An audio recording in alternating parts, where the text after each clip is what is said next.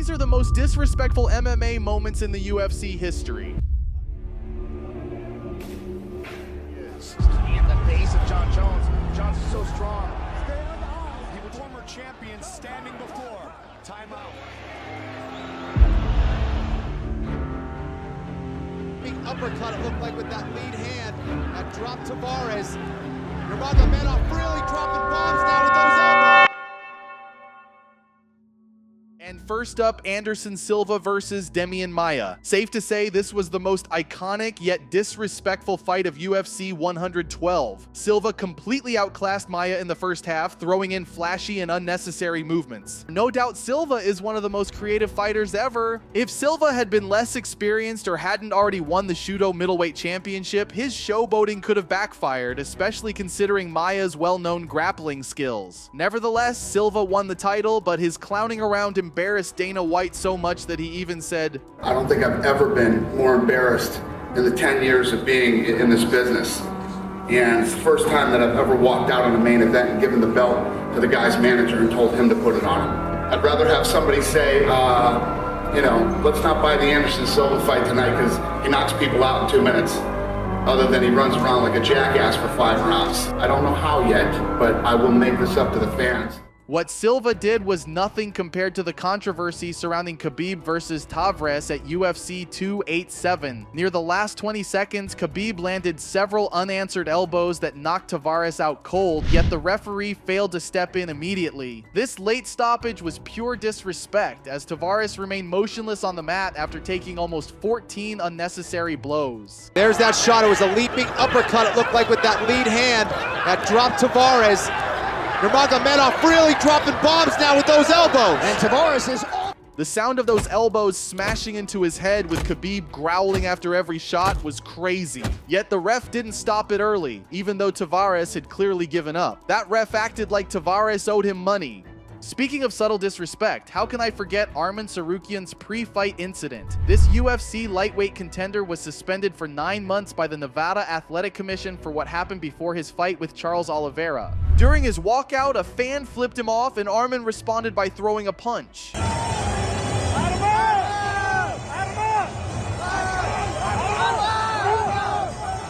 That one impulsive swing led him to a 9-month suspension and a $25,000 fine. That punch was completely uncalled for. The dude acted like an amateur and should stick to street fights instead of stepping into the ring with the pros. But even they can lose control sometimes and disrespect themselves, cause what Shamrock did to Tito during the press conference was so embarrassing. It sounded like some gibberish I'd have said in middle school. If I was you, I hope to God you come ready, because if you don't, I'm going to beat you into the living death. Shamrock even threatened to kill Tito, but what happened in the actual fight was even worse. For him, he came out swinging, but Tito took him down and slammed him to the mat. Then Tito rained down elbows, which Shamrock couldn't defend. Eventually, referee Herb Dean stopped the fight, ruling that Shamrock was done. That last hit was so brutal that some say it was what made Shamrock leave MMA for good.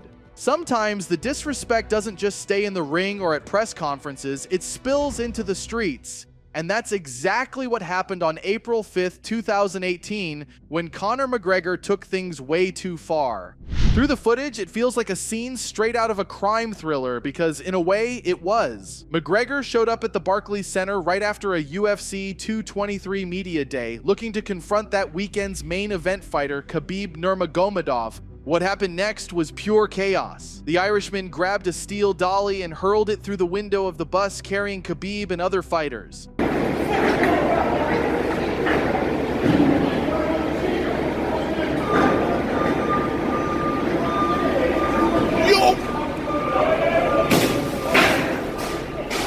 The glass shattered on impact, injuring multiple fighters. Ray Borg ended up with glass in his eyes, while Michael Chiesa had blood dripping from his head, leading to the cancellation of both of these fighters' matches in UFC 223. I have glass. I'm afraid to move out like glass on my shirt and shit.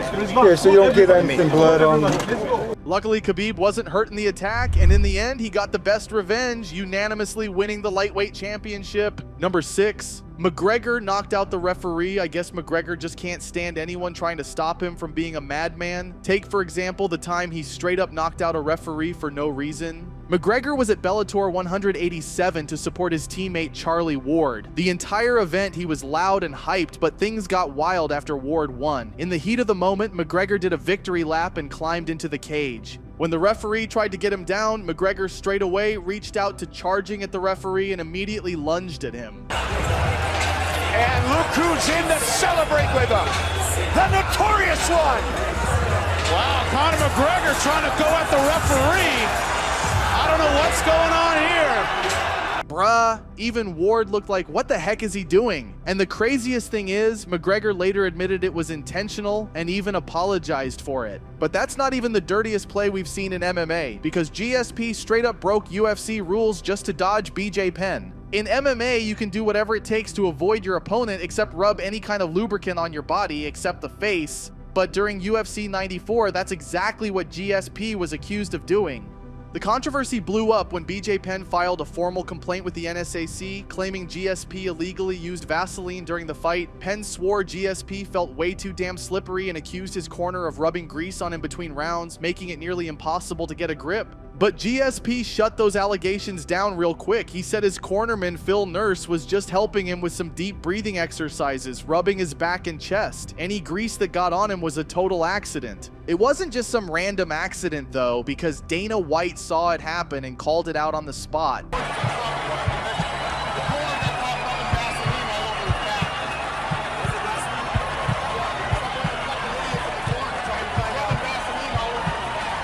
Intentional or not, one thing is clear. This was the biggest Greasegate controversy in UFC history. Number 8.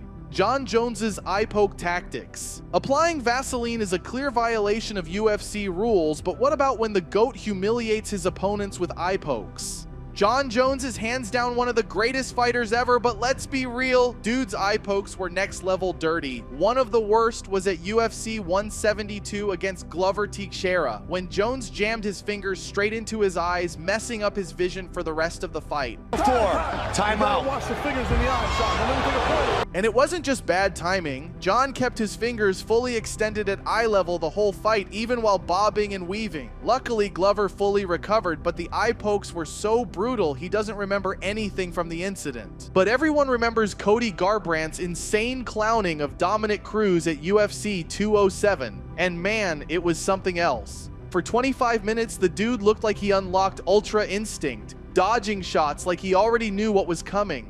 But it wasn't just his movement, it was how he did it. Cody wasn't just beating Cruz, he was styling on him. Hands down, dancing, laughing, even busting out a damn robot dance mid-fight. Cody's fans ate it up, but others saw it as disrespectful. Imagine getting dropped and your opponent just points at you and laughs. It shows zero class. Like, what the heck was Cody doing? This ain't no circus. Number 10. Nate Diaz slapped a reporter. I guess some fighters forget that, because Nate Diaz does Nate Diaz things. This time, a reporter caught the smoke. At a UFC event, a reporter asked a question about one of Nate Diaz's teammates, Nick Maximov, who had just suffered his first MMA loss in the UFC.